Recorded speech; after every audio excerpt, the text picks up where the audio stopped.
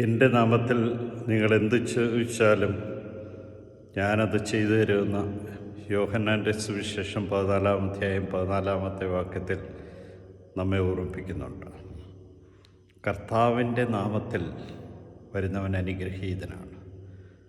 കർത്താവിനോട് എന്ത് ചോദിച്ചാലും അവിടുന്ന് അത് സാധിച്ചു തരും. എന്നാൽ എൻ്റെ നാമത്തിൽ നിങ്ങൾ ഇതുവരെയും ചോദിച്ചിട്ടില്ല എന്ന് കർത്താവ് പറയുന്നുണ്ട്.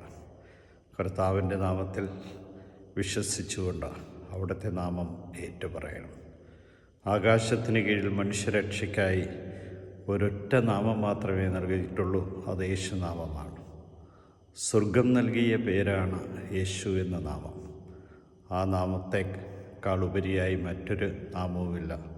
അധികാരവും ആധിപത്യവും ആ നാമത്തിലുണ്ട്. അവിടെ നിന്നാണ് നമ്മുടെ രക്ഷയും സർവസ്വവും. ആ നാമം